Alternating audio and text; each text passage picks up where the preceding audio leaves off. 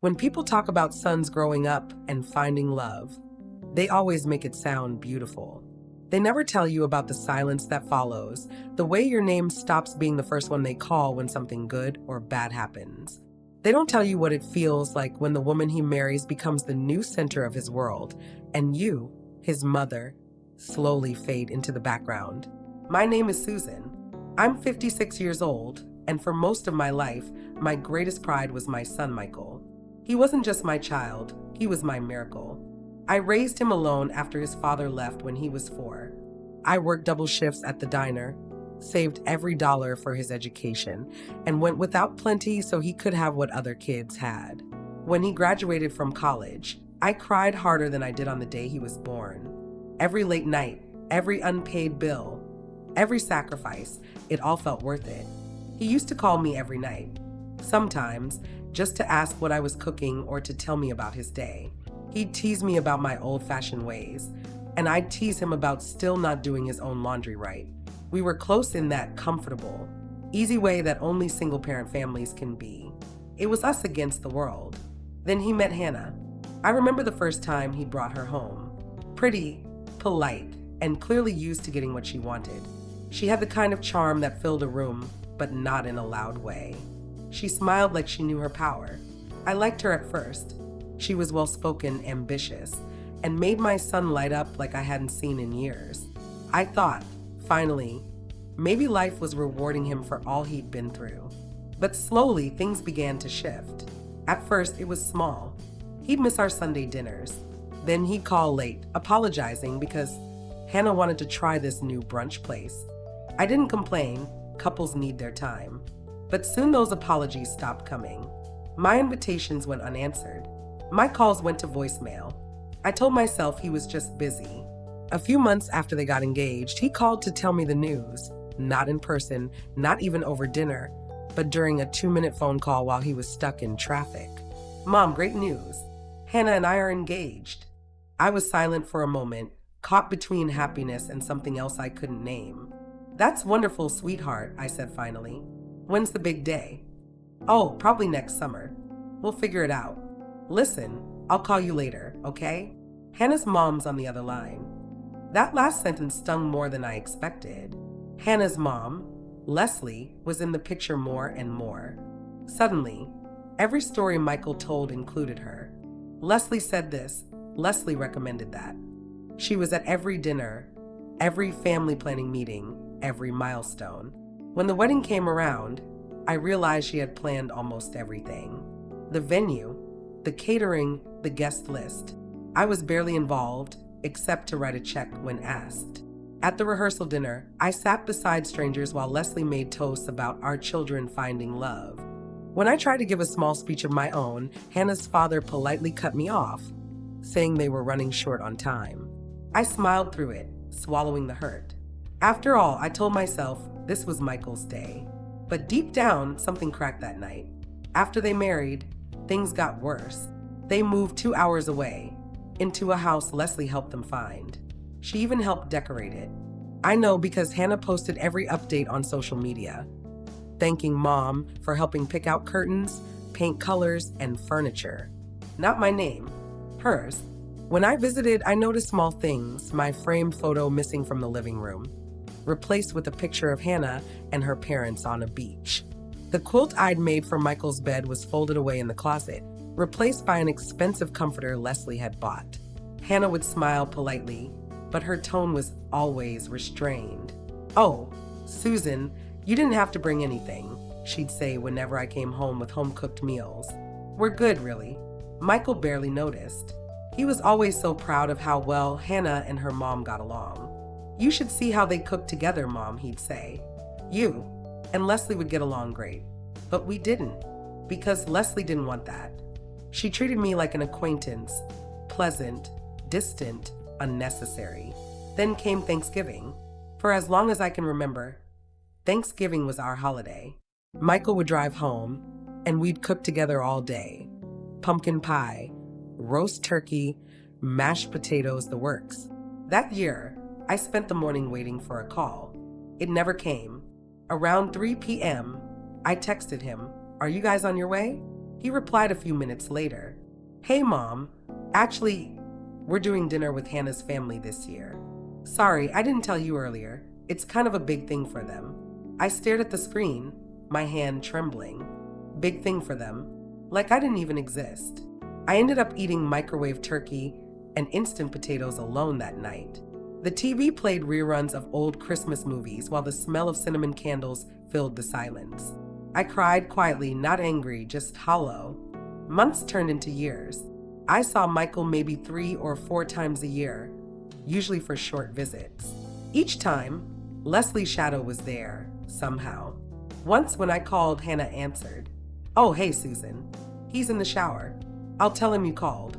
He never called back. Then came the moment that changed everything. It was Michael's birthday. I'd been saving up for months to buy him something meaningful. A vintage watch like the one his late father used to wear.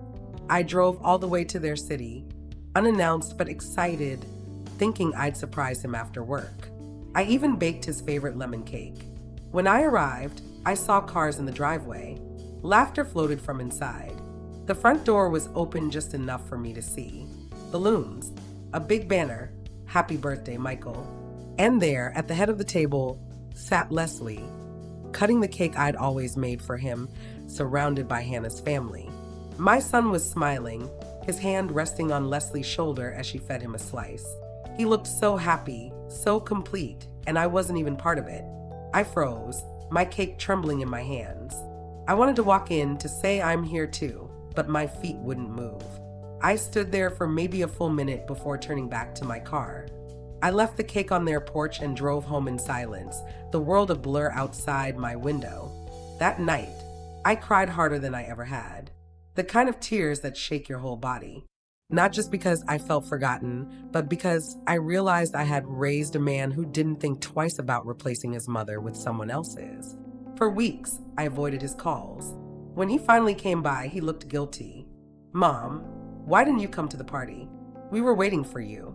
Like, subscribe, and share with your friends who related to it. Comment below for next story. "Waiting?" I said softly. "You didn't even invite me." He frowned. "I told Hannah to send you the details." "Well, she didn't," I said. He sighed, rubbing his temples. "Mom, you know how much Hannah cares about family. I wish you'd make more of an effort with her." I wanted to laugh. Make more of an effort? I had bent over backwards to stay polite, to not make scenes, to keep the peace. But that was the moment something hardened in me. After he left, I decided I was done being invisible. I didn't lash out. I didn't yell. But I started pulling away. Quietly. Deliberately. I stopped calling first. I stopped sending gifts on every minor occasion. I began living my own life again.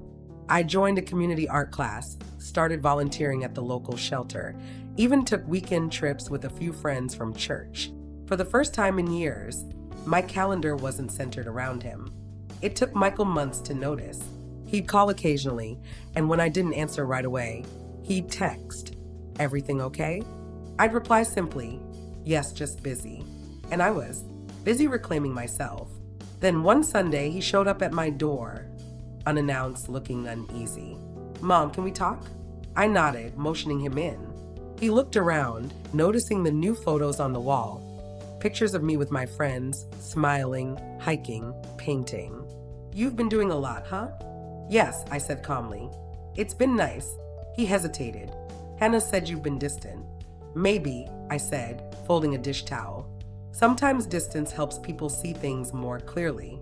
He frowned, unsure how to respond. "We miss you." "Do you?" I asked quietly. "Or do you miss the version of me that waited by the phone?" He opened his mouth, then closed it again. For the first time, he didn't have an answer. After that conversation, Michael didn't come by for a while. At first, I thought it was just awkwardness. He probably didn't know what to say after seeing that I had a life that didn't revolve around him anymore. But weeks turned into months, and I realized something deeper was happening. For the first time, the power had shifted. I wasn't the one waiting. And that small fact, that silence, felt strangely freeing. I still love my son. I always would. But love and self-respect had finally drawn their own borders in my heart. Around that time, something unexpected happened. Leslie, his mother-in-law, the same woman who had pushed me to the edges of my own son's life, called me. I almost didn't pick up when her name appeared on my screen. I sat there for a moment, watching it ring, torn between curiosity and disgust. Finally, I answered. "Hello." "Hi, Susan," she said, her tone bright forced. "How are you?" "I'm fine," I replied flatly. "Is everything okay?" She hesitated. "Actually, not really. Hannah and Michael had a little disagreement, and he's been staying at our place for a few days. I just thought you should know." Her words hung in the air. For a moment, I wasn't sure what emotion to grab first, worry or bitterness. "He's at your place?" I asked. "Yes," she said quickly. "He needed some space. You know how young couples are. Anyway, I thought maybe you could talk to him. You're his mother, after all." There was that tone, the kind that pretends to be kind. I could practically hear the smugness under the sugar. She wasn't calling because she cared about Michael. She was calling because she wanted me to know that she was still the center of his world. "I appreciate the call," I said, keeping my voice calm. "I'll reach out when I can." I hung up before she could say anything else. That night, I sat on the couch, thinking about how life has a cruel way of repeating itself. Only this time, I wasn't the same woman. I wasn't waiting by the window like before. I didn't call him. I didn't chase. If he needed me, he knew where I was. 3 days later, he showed up. He looked tired, not physically, but emotionally drained. He sat down at my kitchen table like he used to when he was a teenager after a bad day at school. "Mom," he said softly, "I messed up." I didn't rush to comfort him. I just poured him some tea and waited. "Hannah and I got into this huge fight," he continued. "She thinks I'm not ambitious enough. I spend too much time helping at the clinic and not enough focusing on climbing up the ladder." I stirred my tea slowly. "And what do you think?" He sighed. "I think she's starting to sound a lot like her mother." That caught my attention. He looked up at me, his eyes tired. "You were right about Leslie. She likes control. Everything has to be her way. I didn't see it at first, but it's like she runs our marriage, too. Hannah's constantly comparing me to her father, the big house, the money, the image. It's exhausting." I took a slow breath. I wanted to say I told you so, but I didn't. Instead, I simply said, "Maybe this is a good time to think about what makes you happy, Michael. Not what looks good to other people." He nodded, but I could see the guilt in his eyes. He glanced around the kitchen, probably realizing how long it had been since he'd sat there. My little home, cozy, worn real, was a sharp contrast to the glossy perfection Leslie lived in. He stayed for dinner that night. I cooked his favorite, pot roast with mashed potatoes and green beans. He ate quietly, almost reverently, like the taste of it was pulling memories out of him. "Mom," he said finally, "I've missed this." "Then don't stay away so long," I replied softly. He smiled faintly. "You're still mad, aren't you?" I looked at him for a long moment. "I'm not mad," I said. "I'm just done feeling small in your life." He looked down, ashamed. "You're not small. I stopped him gently. "Don't explain. Just show me."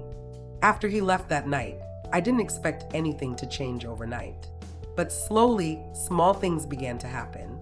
He started calling again. Short calls at first, then longer ones. He'd stop by on weekends, sometimes alone, sometimes with a bag of groceries like he used to when he was in college. Hannah didn't come. Not once. I didn't ask about her, and he didn't volunteer much. But now and then, I'd catch a flicker of something in his eyes, confusion, frustration, maybe even regret. One evening, he told me something that chilled me. "Mom, Hannah said something the other night that really bothered me. She said she didn't want our kids spending too much time here because she doesn't like the energy." I froze. "The energy?" "Yeah," he said, shrugging helplessly. "She said your place feels outdated, that she wants our kids around success, not struggle." My hands went cold. I didn't even know how to respond. Outdated. Struggle. Those were her words for the woman who raised the man she married. I didn't say anything cruel back. I just nodded. But inside, a storm was brewing. Not the kind that bursts right away, but the kind that builds quietly until the world shakes. That was the moment my revenge began. Not loud, not violent, but slow and deliberate. The kind that doesn't destroy, it exposes. I knew the kind of people Leslie and Hannah were obsessed with image, appearances, and control. So I decided to give them exactly what they wanted to see. I started playing along. When Hannah finally visited one Sunday with Michael, I greeted her with the warmest smile I could muster. "Oh, Hannah, it's so good to see you. You look wonderful." She blinked, surprised. "Thanks, Susan." I invited them in, offered her tea, and complimented her dress. I could see her discomfort grow with every word. She wasn't used to warmth from me. She thrived on tension. And without it, she didn't know how to act. When she started talking about the new country club they'd joined, I listened politely, nodding. "That sounds lovely," I said. "Leslie must be so proud." "Oh, she is," Hannah said, smiling tightly. I waited a beat before saying, "She raised quite the daughter. You remind me of her so much sometimes." It wasn't a compliment, and she knew it. After that visit, things got interesting. Michael started dropping by more often alone. He'd help me fix things around the house, mow the lawn, and sometimes just sit and talk. One afternoon he said, "Hannah doesn't really like me spending too much time here. She says Leslie feels hurt because I don't visit as often." I smiled faintly. "Well, everyone's entitled to feel something, I suppose." He laughed softly. "You've changed, Mom. I've learned to choose peace over begging for a place in someone else's life," I said. He was quiet for a while, then said something I didn't expect. "You know, I think Hannah and Leslie take advantage of me sometimes. I've been paying for half of Leslie's renovations at her lake house. Hannah said it's a family investment." I nearly dropped the dish I was drying. "A family investment?" "Yeah. She said once it's done, we can all use it for vacations. But honestly, Mom, I don't think she plans to include me in much of anything." I looked at him for a long moment. "You're starting to see it, aren't you?" He nodded slowly. "Yeah, I am." And just like that, the walls started to crumble, not because I pushed them, but because truth has a way of revealing itself when you stop fighting for attention. Over the next few months, Michael's visits became routine. He'd call before coming, sometimes bringing groceries, sometimes flowers. One day, he came over with an old photo album I hadn't seen in years. "Hannah found this in one of the boxes I kept from the apartment," he said. "She said I should return it to you since it's your old stuff." He set it on the table, then sat beside me as we flipped through it together. Photos of him as a baby, his first bike, his high school graduation. He laughed quietly, shaking his head. "God, I was such a dork." "You were perfect," I said softly. He glanced at me, eyes misty. "I forgot how much you were there, Mom. For everything. I took it for granted." I didn't respond. I just kept turning the pages. And that's when it happened, the moment that told me karma was finally making its rounds. He got a call from Leslie. I could hear her voice, even though the phone was several feet away. Sharp, loud, commanding. He stepped outside to take it. When he came back in, his expression was a mix of disbelief and anger. "She asked me for money," he said, "for another investment opportunity. When I told her I couldn't, she said maybe Hannah should find someone who can keep up with their family standards." I froze. She said that, word for word. He sat down, burying his face in his hands. I don't even know why I ever let them control me. For the first time, I reached over and touched his arm. "Because you wanted to make them proud. We all do that at some point. But pride built on manipulation isn't love." He nodded slowly. "You're right. That night, he stayed for hours. We talked about everything, his marriage, his fears, his regrets. And for the first time, I didn't hold back. "Michael," I said quietly, "the truth is I don't hate Hannah or her mother. I pity them. Because people like that, they never know real love. Only control." He looked at me, eyes red. "What should I do?" "Stop choosing people who make you prove your worth," I said. "Start choosing peace." He didn't answer, but I could see the shift happening in his eyes, that dawning awareness that sometimes love demands you let go of the people who use it as leverage. As he left that night, he hugged me tighter than he had in years. "I'm sorry, Mom," he whispered. "I know," I said softly. "Now go live like you mean it." When the door closed, I stood there in the quiet, a strange calm settling over me. My revenge wasn't loud or cruel. It was this: watching the people who tried to erase me crumble under the weight of their own greed and lies, while I stood there, unbroken, finally free. Michael didn't call for a week after that night. Not because he was angry, but because for the first time he had a lot to think about. And I didn't chase. I'd learned that chasing only feeds people who thrive on control. Then one morning, as I was watering the plants on my porch, I heard his car pull up. He got out slowly, carrying a box in his arms. When he came closer, I saw what it was: framed wedding photos. He set them down on my kitchen counter, exhaling heavily. "I moved out," he said quietly. For a moment, I just stared at him. "Moved out?" He nodded, running a hand through his hair. "I couldn't take it anymore, Mom. The pressure, the comparisons, the way she and her mother talk about everyone, even me, especially me." I didn't say anything right away. I just poured him a cup of tea and sat across from him, letting him talk. "She said I'm weak," he went on bitterly, "that I lack ambition, that I'll never be the kind of man her father was. And Leslie, God, she encourages it. She tells Hannah she deserves better. It's like they feed off tearing people down." I stirred my tea slowly. "And what do you think?" He sighed. "I think I've been living someone else's dream, trying to be perfect for people who don't even see me." That sentence, that right there, was the moment my heart softened completely. Because for years, I'd wanted to hear him say those words, to see through the illusion he'd chosen over me. But I wasn't going to say "I told you so." I just said, "Then it's time to start living your own life." He looked at me, eyes full of guilt. "I should have listened to you, Mom. I treated you like you were the problem, when all you ever did was love me." I smiled faintly. "Sometimes love looks like silence.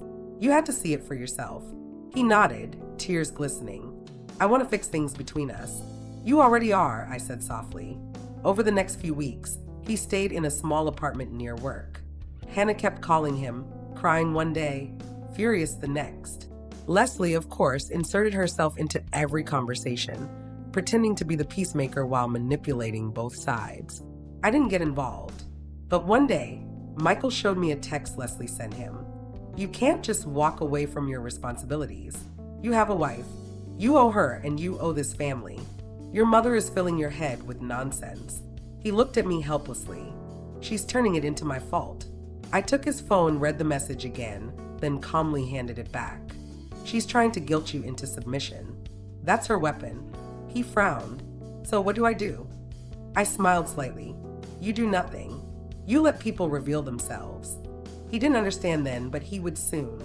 A week later, something happened that neither of us could have predicted. Leslie's perfect world began to crack.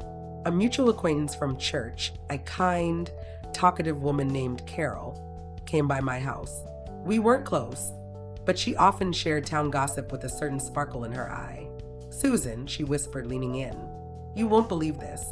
Leslie's in trouble." I raised an eyebrow. "Trouble?" Carol nodded eagerly. "Her husband's company is under investigation for tax fraud. Big money. Apparently, she's been using some of his clients' funds for her personal foundation. People are talking." I sat back slowly, absorbing that.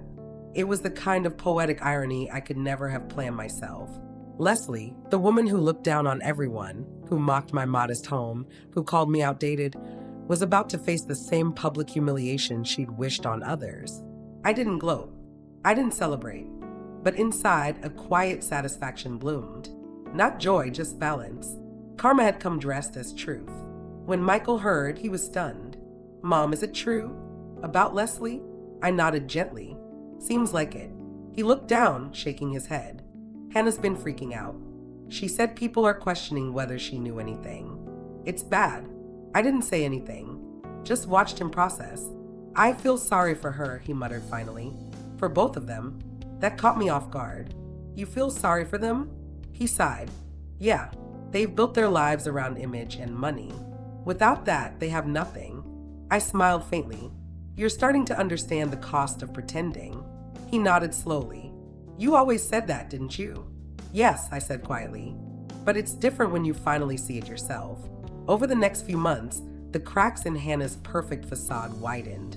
The investigation hit the news.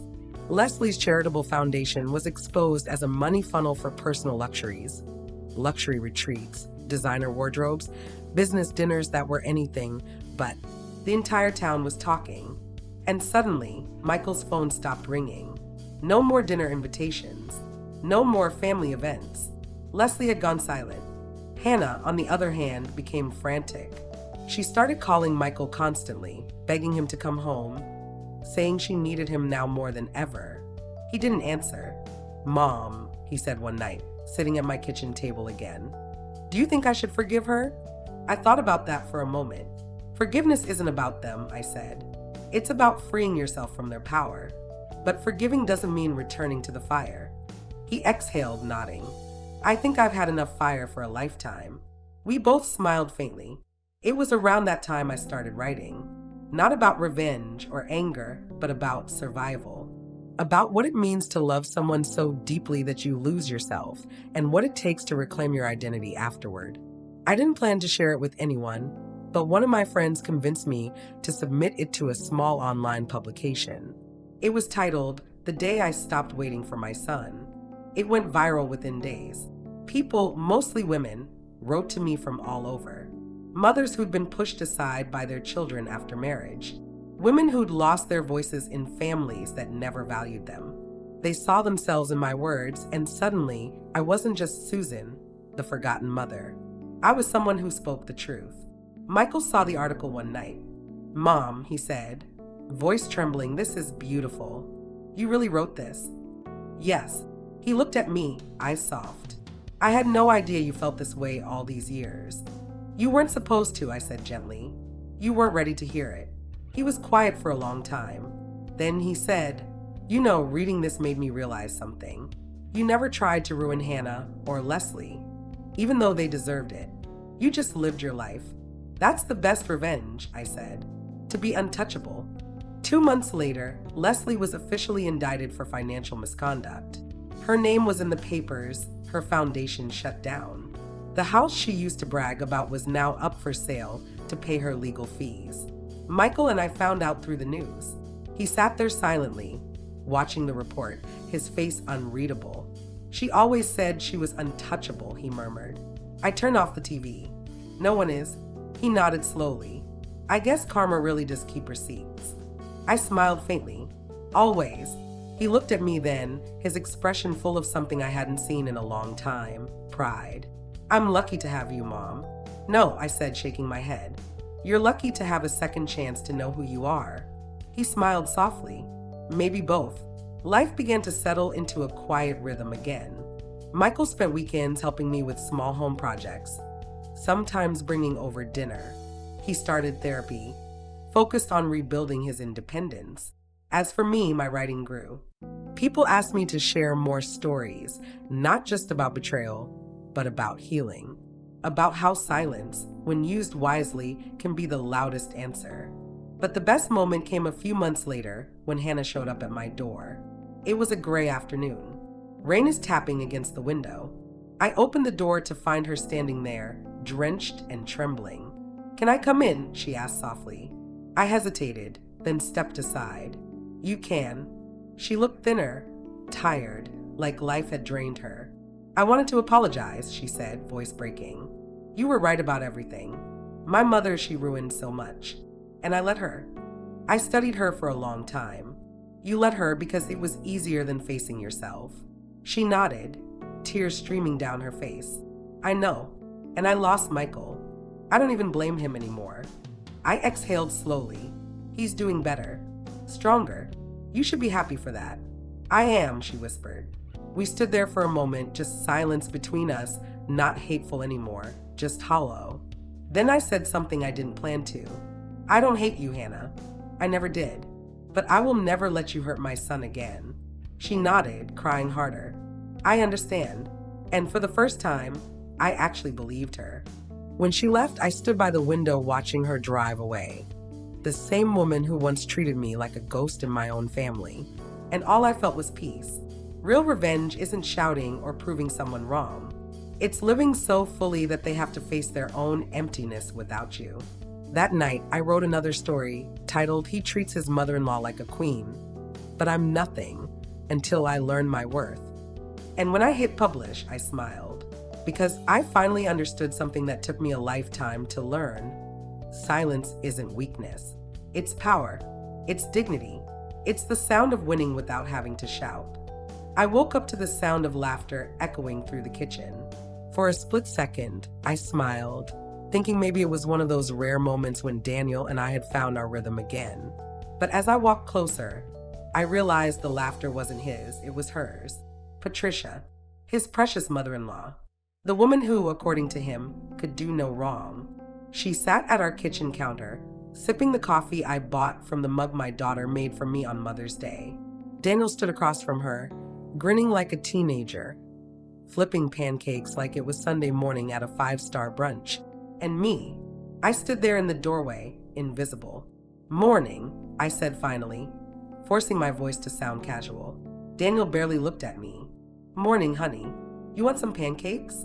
Mom wanted to try my new recipe." Mom. He called her mom. The woman wasn't his mother. She was his wife's mother. But to him, she might as well have been royalty. I looked at the counter, 2 plates already served, steaming with golden pancakes, butter melting perfectly. A 3rd plate was empty, untouched. "Mine." "No thanks," I said quietly, walking past them toward the fridge. Patricia turned to me with that smug, sugary tone she loved using. "Oh, darling, you really should try Daniel's pancakes. They're so fluffy.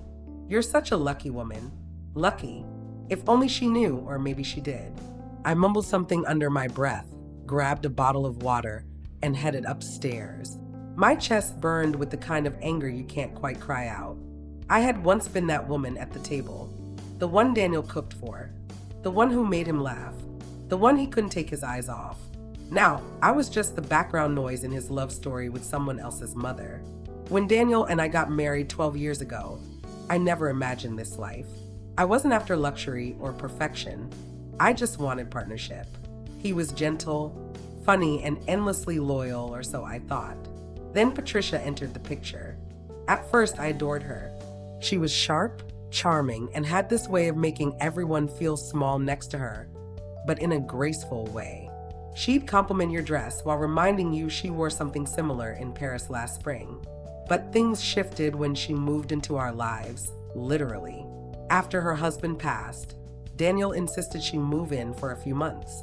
That was 3 years ago. 3 years of being slowly erased from my own marriage. 3 years of watching Daniel treat her like a goddess while I became an afterthought. It wasn't just the way he doted on her, it was how he forgot me entirely. When she needed something, he dropped everything. When I asked for help, I got a distracted in a minute, babe. I used to think he was just being kind. But over time, kindness turned into devotion, and devotion turned into obsession. The breaking point came one night during dinner. I had spent the whole day cooking his favorite meal: roast chicken, mashed potatoes, and garlic butter green beans. I wanted a quiet evening together, to talk, to reconnect. But halfway through dinner, Patricia sighed loudly. "This chicken's a bit dry, don't you think?" she said, slicing it delicately. Daniel immediately dropped his fork. "Oh no, is it? Babe, did you follow the recipe I showed you?" I froze. "The one you showed me? I've been cooking this since before we met." He shrugged, oblivious to how his words cut. "Well, maybe Mom can show you her way tomorrow." Her way. Her way was apparently the only right way. Something inside me cracked that night. Not a loud snap, but a quiet, clean break. The kind you only notice when everything around you starts to crumble. After dinner, I sat in the dark, staring at the kitchen clock. Each tick felt like an insult. I remembered when Daniel once told me, "You're my world." Now, his world revolved around her. When she wanted new curtains, he drove across town. When she wanted garden lights, he installed them himself. When I asked for a simple weekend away, he said money was tight. But then I found the receipt, $2,000 at a boutique furniture store, for her new bedroom set. My hands shook as I confronted him that night. "You said we couldn't afford a trip, but you spent $2,000 on your mother-in-law?" He scoffed. "She's family. She deserves comfort. She's been through enough. And what about me?" He didn't answer. That silence said everything. Weeks went by, each one colder than the last. I started noticing things, little things that chipped away at my sanity. Her perfume lingered in our bedroom. Her voice whispered to him when I entered the room. Her belongings were slowly replacing mine. Once, I caught her wearing my robe in the kitchen. "Oh, this old thing," she laughed. "Daniel said I could borrow it." I clenched my fist so tightly I left nail marks on my palms. That night, I cried quietly, my tears soaking into the pillow while Daniel slept peacefully beside me. It wasn't just betrayal, it was humiliation. And then came the final insult. Our anniversary. He forgot. Completely. No card. No dinner. No mention. But the very next morning, he surprised Patricia with flowers and tickets to a spa retreat for self-care. I remember standing there, frozen, watching him beam as she hugged him, thanking him for being such a good man. That was the day I decided I was done being invisible. My revenge didn't come in fire or fury. It came in patience. You see, Patricia had her secrets. For months, I watched her closely, listened, observed. I noticed the late-night calls she tried to hide. The expensive jewelry appeared suddenly. The cash withdrawals Daniel knew nothing about. So I started digging. A few quiet searches, a few logged receipts. Then one day I hit gold. Patricia had been borrowing money from Daniel's business account. Thousands of dollars transferred over months. I didn't confront her immediately. I waited. Instead, I made copies of every statement, every text, every piece of evidence. I even recorded one of her late-night calls with her so-called business partner. It wasn't business. It was her lover. And Daniel? He was funding their getaways. The night I exposed her was calm, eerily so. Dinner was perfect. I made her favorite meal, smiled, and played the doting wife. Halfway through dessert, I placed a folder on the table. "What's that?" she asked, her tone wary. "Just a little project I've been working on," I said sweetly. "Thought you might want to explain some of these." Daniel frowned as I slid the papers toward him. "What is this?" he muttered, flipping through the pages. Receipts, bank transfers, screenshots, photos of Patricia and her lover, hand in hand outside a hotel. For a moment, the room was dead silent, just the sound of the clock ticking in the corner. Then Daniel's face drained of color. "Mom," he said softly, "what is this?" Patricia tried to laugh it off. "Oh, Daniel, this is absurd. She's trying to turn you against me. $12,000. Patricia," he shouted, slamming the papers down. "You stole from my account." She stammered, her face pale. "I was going to pay it back. It's just, he needed help." Daniel looked shattered. The man who had once worshipped her now looked at her like a stranger. I sat back, sipping my wine silent.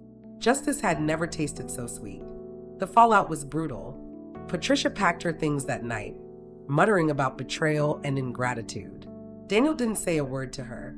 He just watched as she left, the door slamming behind her. For days, he barely spoke.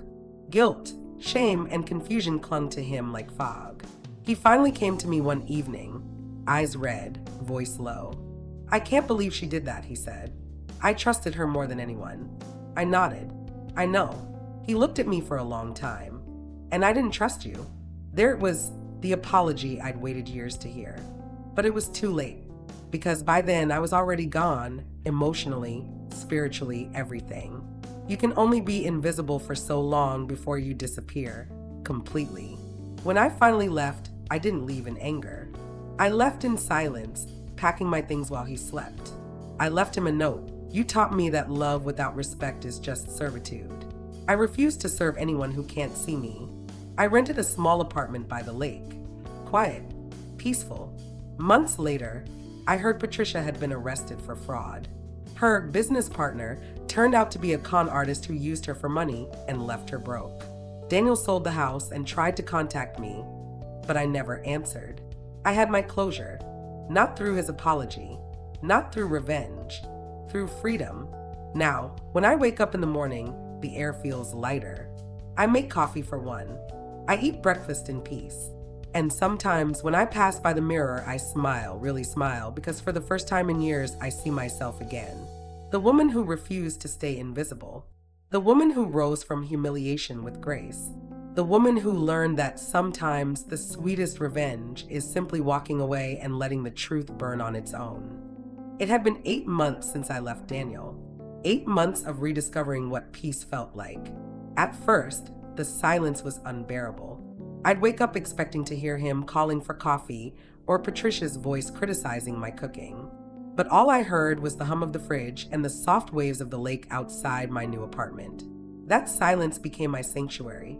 I filled my days with little victories, redecorating the apartment, learning to swim, reading until midnight, taking long walks with no destination. I didn't realize how much of my life I'd given away until I started reclaiming it piece by piece. And yet, Daniel's ghost lingered. Not the man himself, but the version I used to love. The man before her, before the blind devotion, before he forgot I existed.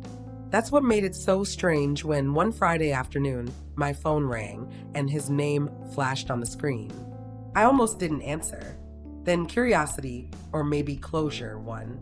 "Hello," I said, my tone neutral. There was a pause.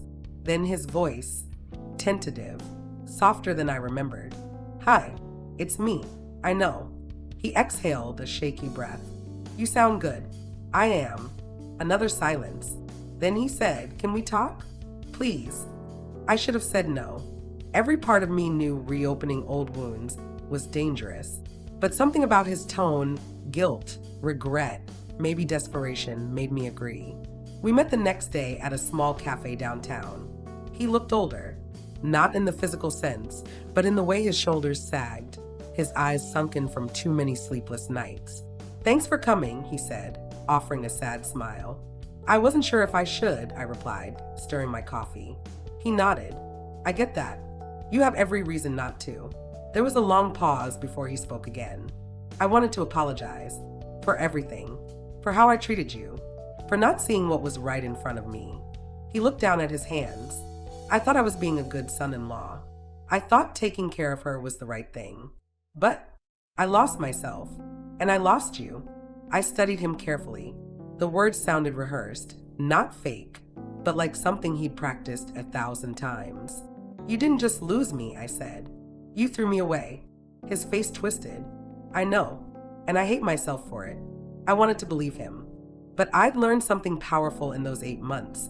Remorse doesn't erase damage. As he continued talking, I noticed small things.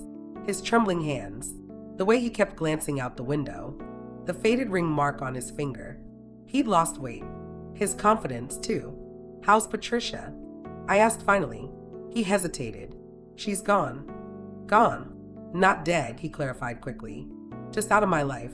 She drained everything. My savings, my business, even tried to pin the fraud on me. The feds questioned me for hours." He looked up, his voice barely above a whisper. "You were right about her." I sipped my coffee slowly. I usually am. He let out a bitter laugh. "Yeah, I wish I'd realized that sooner." He asked if we could take a walk by the lake afterward. Against my better judgment, I agreed.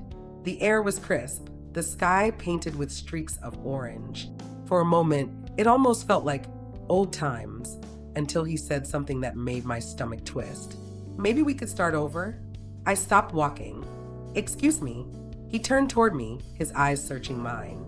"I know I don't deserve another chance, but I'm not that man anymore. I've been going to therapy, I've been rebuilding my life, and I can't stop thinking about you." I blinked, stunned. "You think after everything you did, I'd just come back?" He shook his head. "Not just like that, but maybe in time." I laughed softly.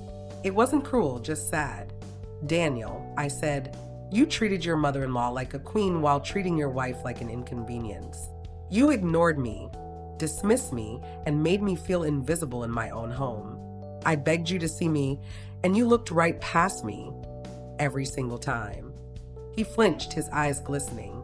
"I know, and I can't undo that. But please, let me make it right." I took a deep breath, the wind stinging my cheeks. "You can't make it right. You can only live with it." Then I walked away. Weeks passed after that conversation. He called once or twice, then stopped. I thought that was the end of it, until I received a letter. Handwritten, from Patricia. I almost threw it away, but something made me open it. "I know you probably hate me," it began, "but I wanted you to know that Daniel isn't the only one who lost something precious. I lost my daughter's respect, my reputation, and everything I once had. You were right to expose me. You saved him, even if he doesn't realize it. I'll never forgive myself for what I did to you."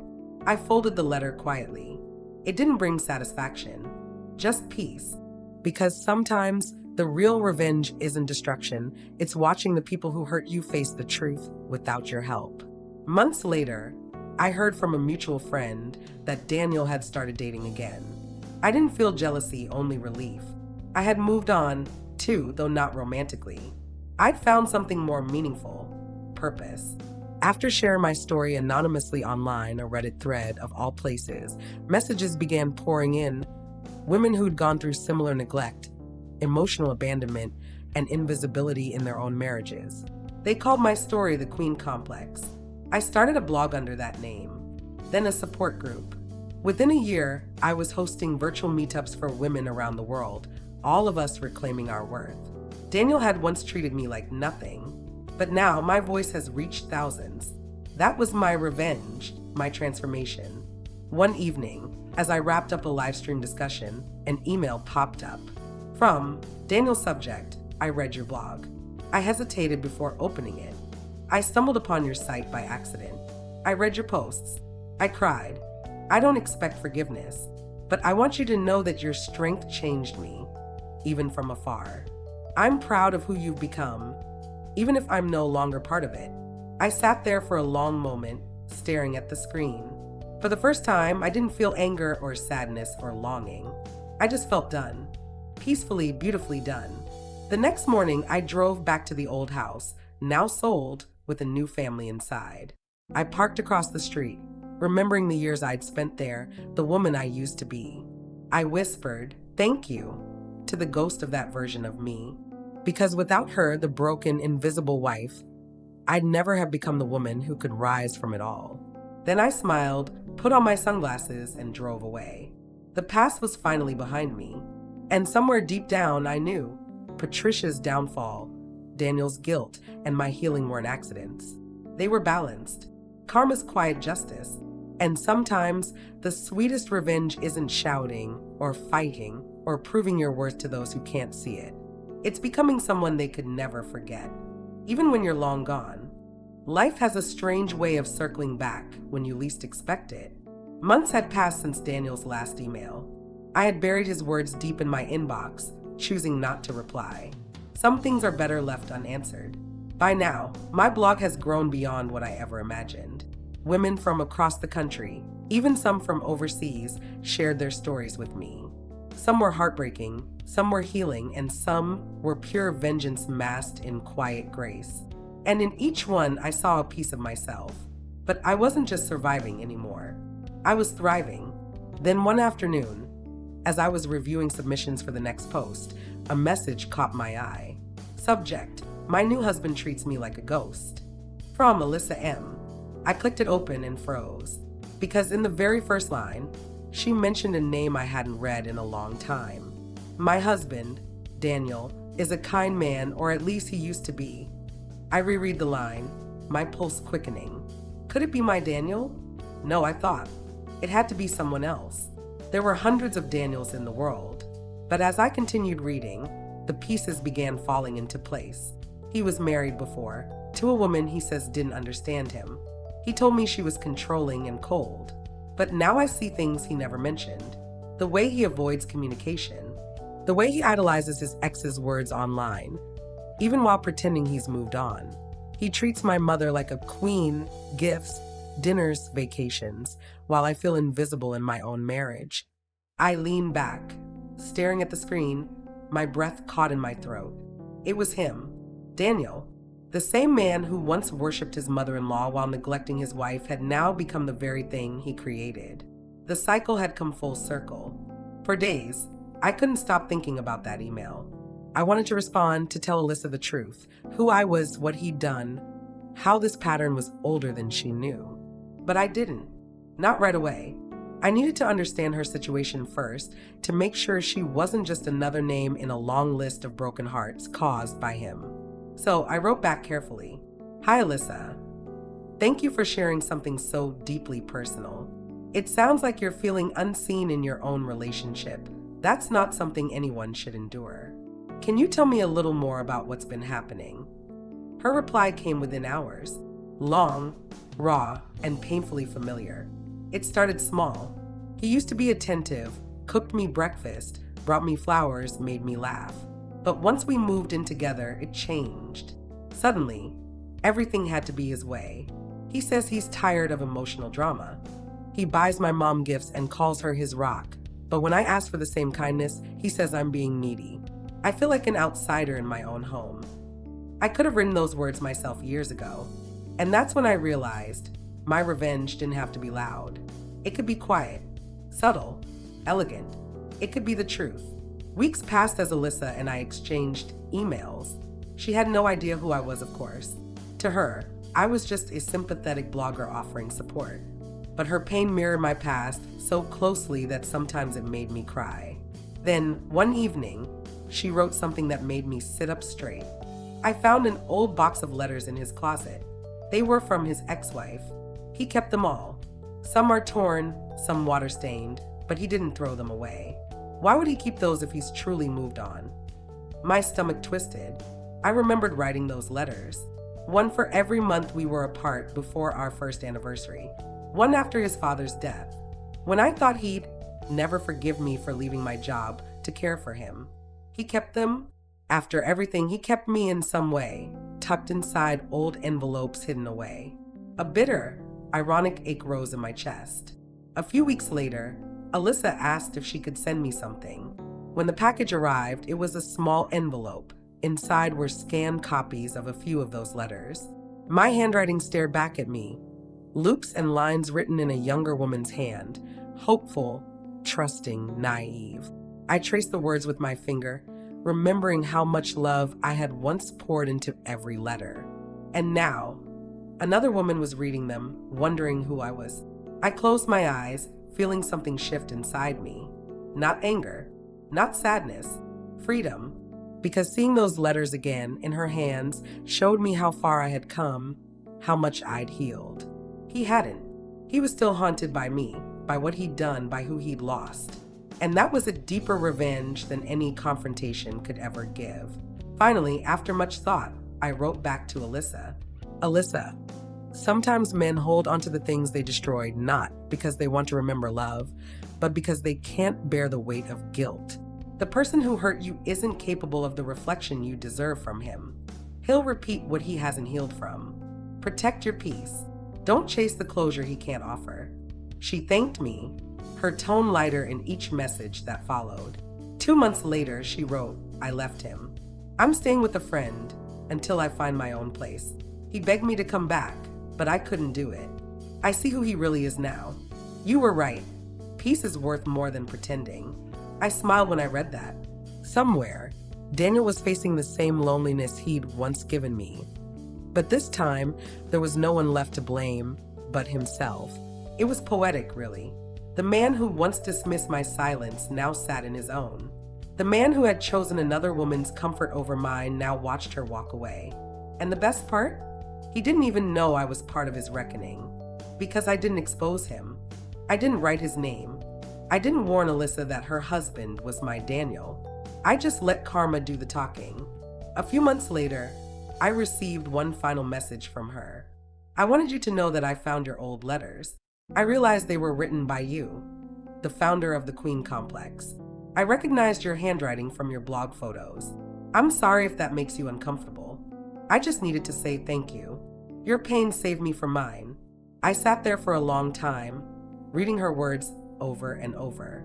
She knew, and instead of anger, there was understanding. A quiet bond between two women who loved the same man at different times and paid the same price. She ended her message with something I'll never forget. He's alone now. He calls sometimes, says he's sorry, but I don't think he even knows what that word means. I hope you're happy. You deserve to be. I closed my laptop and looked out the window at the lake, calm, golden under the setting sun. For the first time in decades, I didn't feel bitterness. I felt gratitude. because everything that had happened, the betrayal, the pain, the silence had led me here. To this peace, to this clarity, to this strange, poetic justice that didn't need shouting or revenge plots, just patience and time. I whispered to myself, he treats his mother-in-law like a queen, but I'm nothing. Then I smiled. Not anymore. Because I had become everything I was meant to be, without his approval, without his apology, without his love. And as for him, he was left with memories and empty spaces, a man haunted by the echo of the woman he once dismissed. That was the real revenge, the kind that doesn't destroy, the kind that teaches, the kind that lasts forever. The weeks that followed were a blur of fake smiles and quiet rage. Daniel still treated his mother-in-law, Carol, like she was royalty. He called her every night, brought her flowers, and even took her to her favorite Italian restaurant on Fridays, the same one where we used to celebrate our anniversaries. Meanwhile, I became invisible. I cooked, cleaned, managed our home, and supported his dreams, but it was like I didn't exist. He'd barely look up from his phone when I spoke, the warmth in his eyes gone. One night, as I cleared the dinner table, I overheard him on the phone.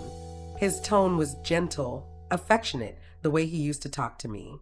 "Don't worry, Mom," he said softly. "You'll always come first. She just doesn't understand us. She just doesn't understand us." That sentence sliced through me like glass. I walked upstairs, shut the door, and sobbed. It wasn't just about Carol anymore. It was about realizing that I was living in a marriage where I was second place to a woman who wasn't even his wife. I had spent years giving everything, my time, my love, my body, my loyalty, only to become background noise in my own home. That night, something in me snapped. I opened my laptop and began reading posts on Reddit. Women like me, wives who were ignored, replaced, or betrayed. Stories of revenge, strength, and taking power back. The more I read, the more I felt something awaken inside me. I wasn't crazy. I wasn't dramatic. I was disrespected, and I was done staying quiet. The next morning, I started observing Daniel's habits, not as a wife desperate for love, but as a woman collecting evidence. He had become careless. His phone was always on silent, left face down. His credit card bills started showing transactions I didn't recognize. Spa treatments, fancy restaurants, 2 movie tickets on a random Tuesday night. I asked him about it casually. "Oh, I took Mom out," he said. On a Tuesday, I raised an eyebrow. She was feeling down, but I knew Carol was in Florida that week. She'd posted beach photos on Facebook. So if he wasn't with her, then who? That was the night I decided to find out. I downloaded a spyware app, something simple that mirrored his messages to my phone. It was technically illegal, but I didn't care. I had a right to know. For 2 days, nothing unusual appeared. Then, on the 3rd day, I saw it. A message thread with a contact named C. "Last night was amazing," he wrote. "You're all I think about. Can't wait to see you again." I froze. My heart dropped so hard I almost threw up. I opened the photos, selfies, wine glasses, hotel room sheets. And in one of them, her face was visible. It wasn't Carol. It was Claire, Carol's divorced younger sister. My husband wasn't just disrespecting me emotionally. He was sleeping with his mother-in-law's sister. I wanted to scream, but I didn't. I sat there in silence, shaking, until the rage finally settled into something cold and clear. I knew what I had to do. I spent the next few weeks pretending everything was normal. I cooked, smiled, and even laughed at his jokes. I needed time to plan. I gathered screenshots of every message. I tracked his calls. I recorded him lying to me about business trips that were really weekends with Claire. I even followed him once, watched from my car as he picked her up, kissed her like she was the love of his life, and walked hand in hand into the very hotel where we'd spend our honeymoon night. That sight burned into my mind like a scar. But I didn't confront him, not yet. I was going to destroy him properly, quietly, legally, completely. It started small. I moved half of our joint savings into my personal account, funds I had earned from freelance work and side projects he never paid attention to. Then I met with a divorce lawyer, a woman named Lauren who specialized in infidelity cases.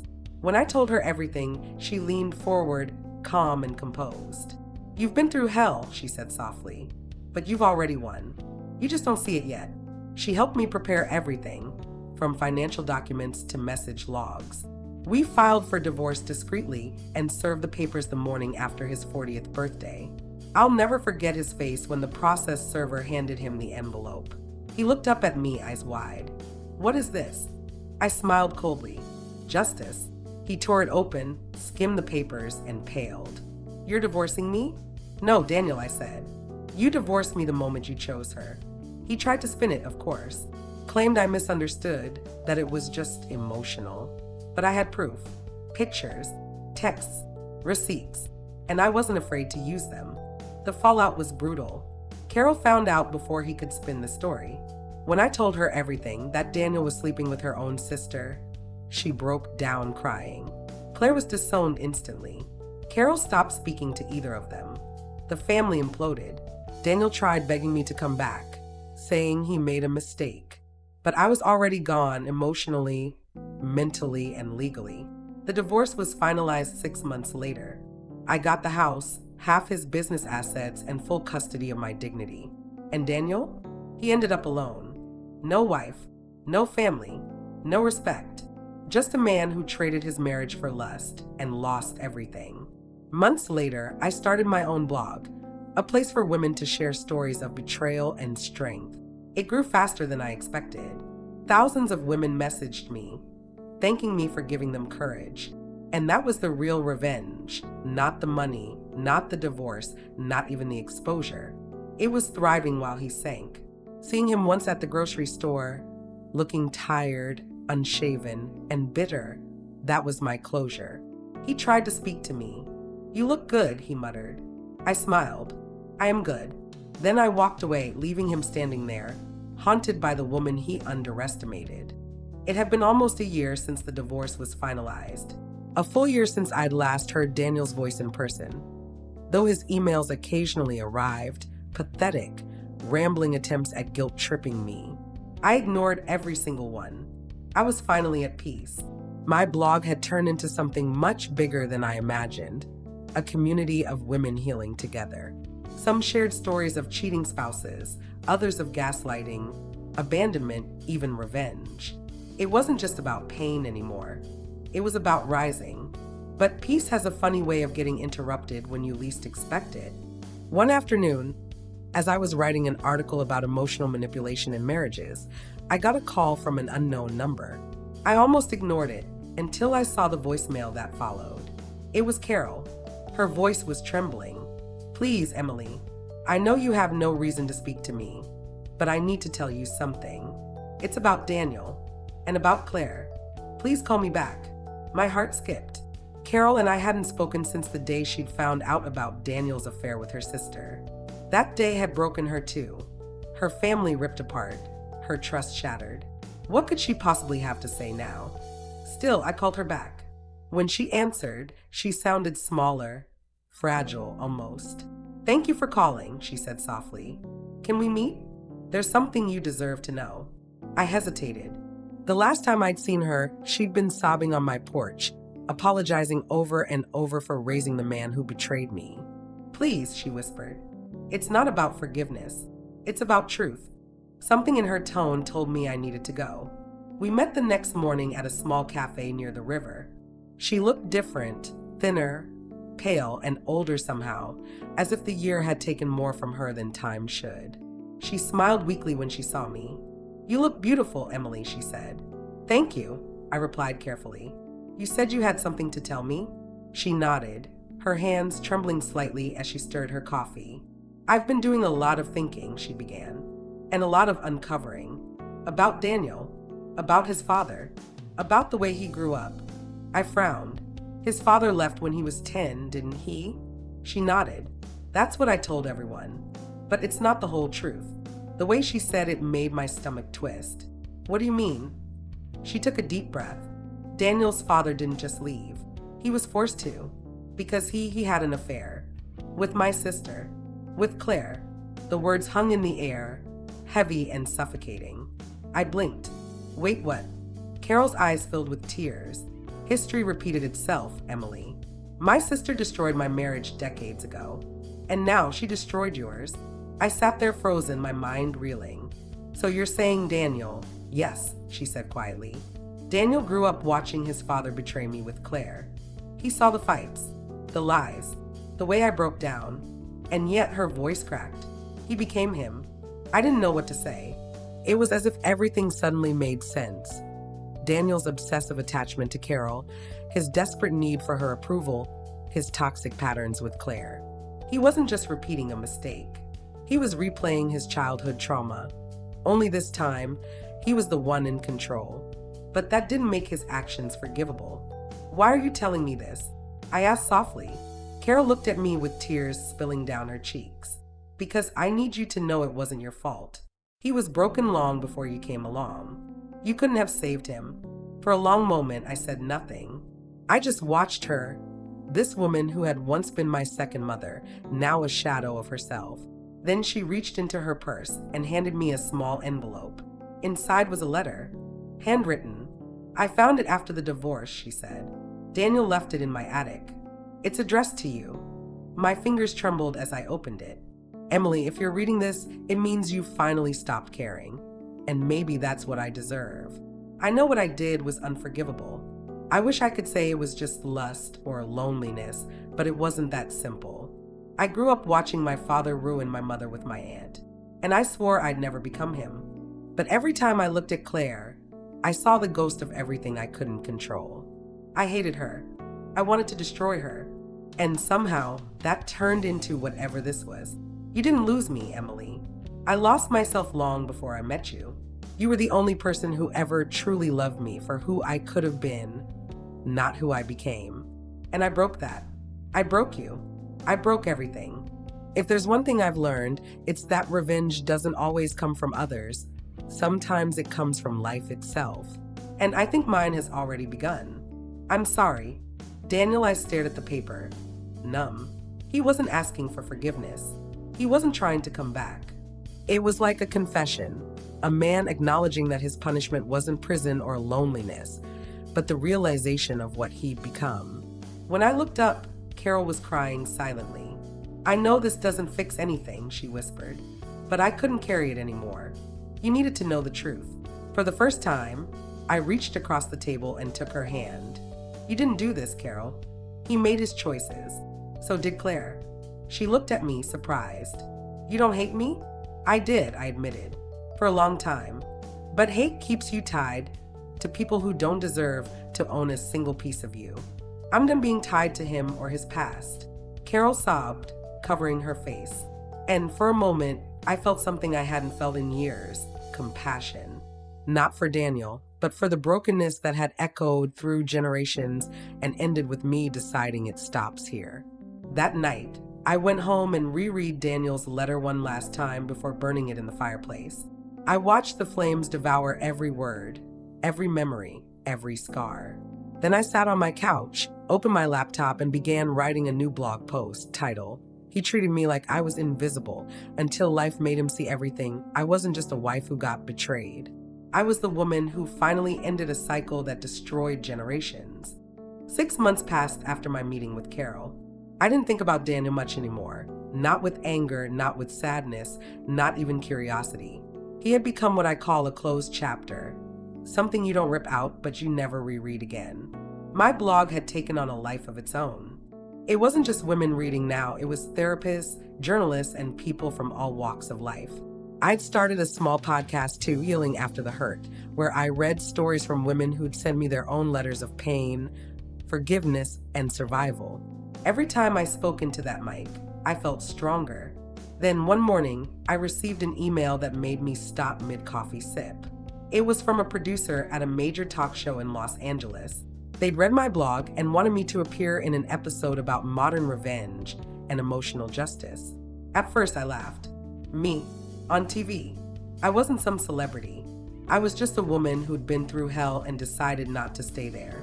But the more I thought about it, the more I realized maybe it was time.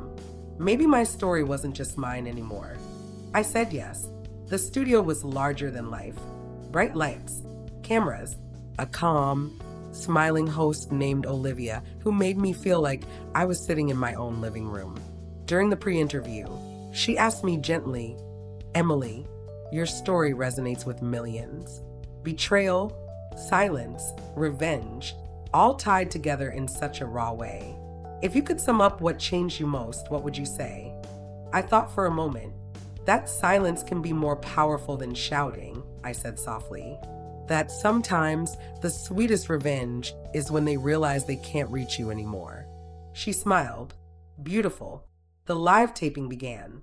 I shared my story, the love, the betrayal, the truth about Daniel's past, the letter, the healing. The audience listened in complete silence. When I finished, people stood up and clapped. For the first time, I felt truly seen. But as I left the stage, I noticed someone standing near the exit doors. A tall man, familiar posture. For a moment, my stomach dropped, and then he turned his head. "Daniel." My throat went dry. He looked different, thinner, exhausted, a hint of gray in his hair. He was standing in the shadows, as if unsure whether to step forward.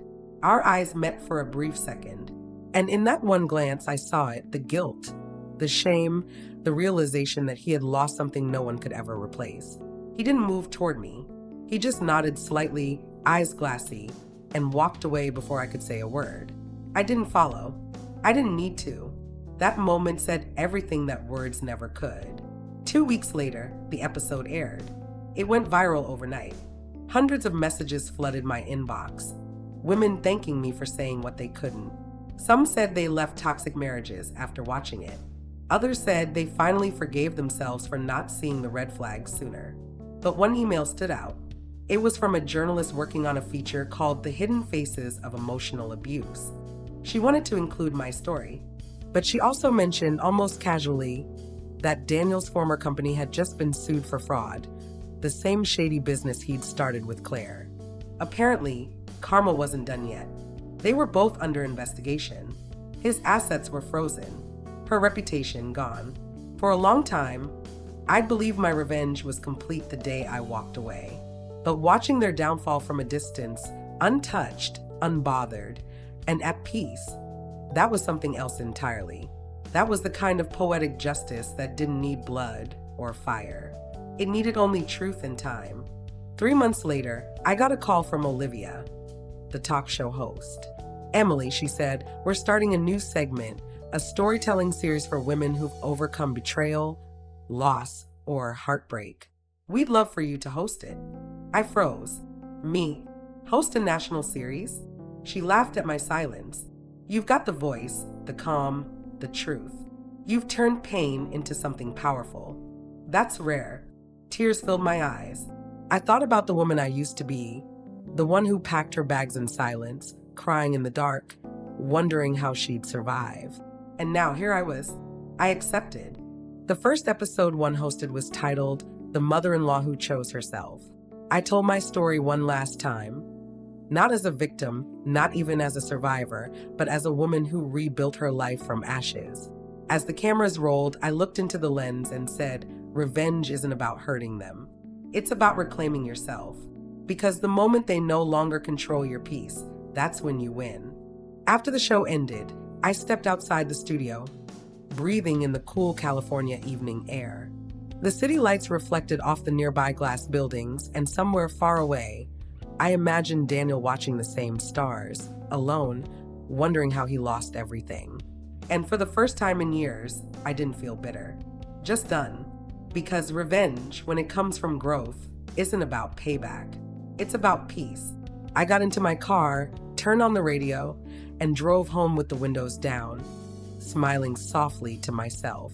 The past no longer lived inside me. It was just a story I once lived. A story that now belonged to the world. It's been 5 years since I last saw Daniel. Sometimes, I still catch myself wondering what became of him. Not out of love, not out of longing, but simple curiosity. Like wondering what happened to an old photograph that got left behind in a drawer. I've moved twice since then. First to a small house in Portland, then later to a quiet place near the coast, a home with a garden that smells of lavender and wet soil. I spend most mornings there, barefoot, coffee in hand, watering the roses I planted myself. That garden became my therapy. Every bloom was a reminder that something broken can still grow. The TV series took off. The mother-in-law who chose herself became one of the most viewed storytelling segments on the network. I interviewed hundreds of women, each with their own version of heartbreak, betrayal, neglect, lies, or silence.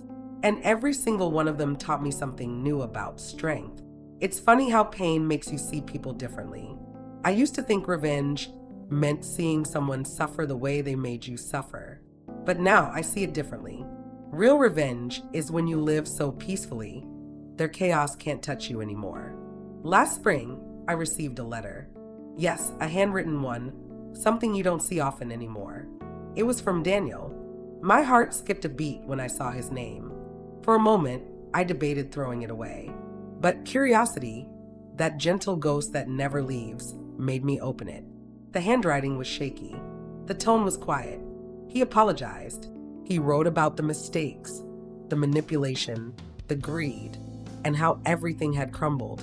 How Claire left him after the investigation. How he'd lost his company, his house, and most of his friends. He said he thought about me every day since the talk show aired.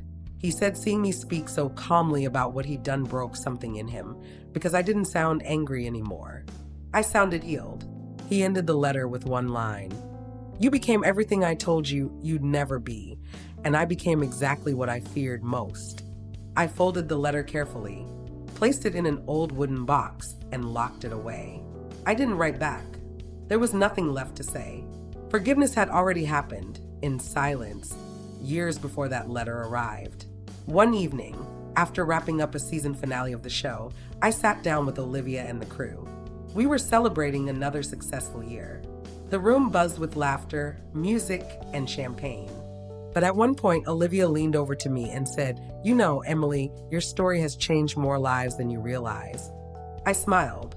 It changed mine first. We clinked glasses, and for a brief moment, I saw flashes of the past, the empty house, the nights I cried alone, the quiet mornings when I wondered if I'd ever feel whole again. But those memories didn't hurt anymore. They just existed, like old scars that no longer ache. That summer, I was invited to give a speech at a women's conference in Chicago. The theme was resilience after betrayal. Standing on that stage, looking out at thousands of faces, mothers, daughters, wives, widows, I felt something deep in my chest. Not pride, not vengeance, peace. I began with a simple sentence. Sometimes the people who hurt you are the ones who teach you how to love yourself the most. And as I spoke, I realized something. Daniel may have taken years from my life, but he also gave me purpose, unintentionally, painfully, but completely. Without that storm, there would be no story.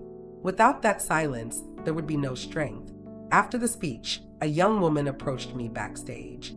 She was trembling, holding a worn-out photo of her ex-husband and mother-in-law. She said, "Your story gave me the courage to leave. I packed my bags last week. I thought I'd feel lost, but instead, I feel free." I hugged her tight and whispered, "That's your beginning. Don't ever let anyone make you feel like nothing." She smiled through her tears, and in that moment, I felt the full circle of everything I'd been through. Months later, I visited my mother's grave. I hadn't been there in years. The sun was setting, the sky painted in shades of pink and orange. I placed fresh lilies beside her stone and sat for a long time, letting the wind brush against my face. "I did it, Mom," I whispered. I found peace. A single tear slipped down my cheek, not from sadness, but from gratitude. Because even after everything, the betrayal, the silence, the revenge, the rediscovery, I was still standing, still smiling, still alive. Now, in the quiet of my coastal home, I write. I help others tell their stories. Some nights, I look out at the waves and think about how they never stop moving, crashing, retreating, returning. That's what healing feels like. It doesn't end. It just changes form. My life isn't perfect. I don't have all the answers, but I have peace. And that I've learned is worth more than any apology, any payback, any revenge. When people ask me if I ever regret what happened, I tell them no. Because pain shaped me, but peace defines me. A few weeks ago, I got another email from the network. They want to adapt my story into a film, not for fame or drama, but as a message about healing and inner strength. When I read that email, I smiled. I could almost hear Daniel's voice echoing from years ago. You'll never make it without me. And yet, here I am, thriving, free, telling my story to millions on my own terms. I stood by the window, looking out at the Pacific, the waves glowing under the golden hour light. The sea, endless and forgiving, reminded me of something my therapist once said: peace isn't the absence of pain, Emily. It's the choice to stop reopening old wounds. I closed my eyes and took a deep breath. The air smelled like salt, roses, and new beginnings. And in that soft silence, I finally whispered, not to anyone else, but to myself, I'm proud of you. The story of he treats his mother-in-law like a queen, but I'm nothing had come to an end. But mine, my real story was just beginning. Like, subscribe, and share with your friends who related to it, and comment below for next story.